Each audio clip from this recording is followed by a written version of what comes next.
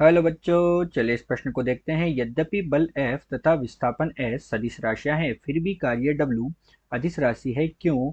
यदि बल F व विस्थापन S शून्य न हो, परंतु फिर भी W का मान शून्य संभव है। कब? तो बच्चों प्रश्न में हमें क्या कहा गया कि हमारे पास बल जो होता है F तथा विस्थापन जो होता है S, ये दोनों हमारे पास क्या होती है? सदिश राशियां होती है। लेकिन कार्य का मान जो होता है वो अदिश होता है। ऐसा क्यों होता है? साथ ही हमसे कहा गया कि यदि हम बल और विस्थापन के मान को शून्य ना करें अर्थात उनका मान शून्य न हो, तो कौन सी ऐसी स्थिति होगी जिस स्थिति में कार्य का मान हमारे पास शून्य होगा। तो चलिए बच्चों, सर्वप्रथम हम इस प्रश्न की मुख्य अवधारणा पर चर्चा करते हैं।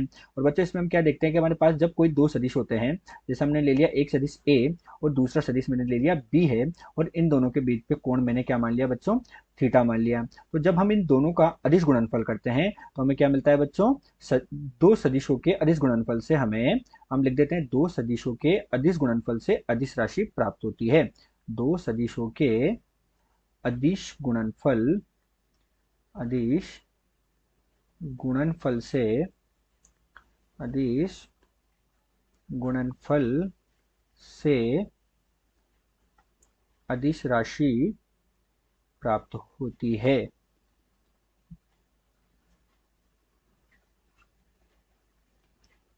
तो दो सदिश है बच्चों हमारे पास, एक सदिश ए है एक सदिश बी है।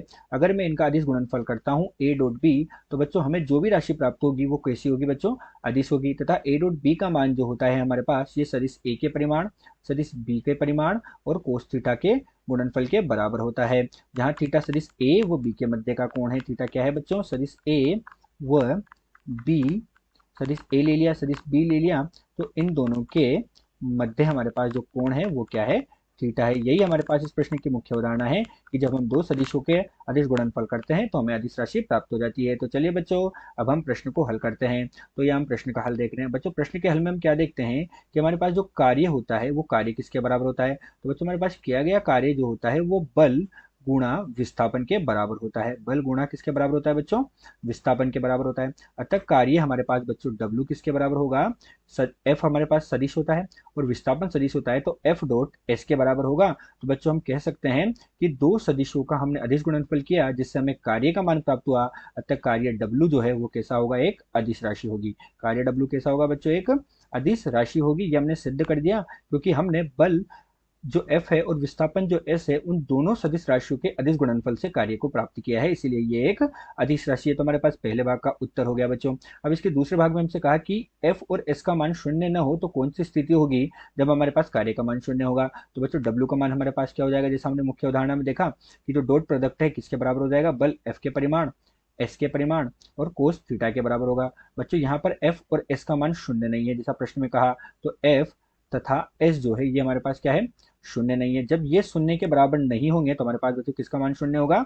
इसको शून्य होने के लिए कार्य को शून्य करना है हमें।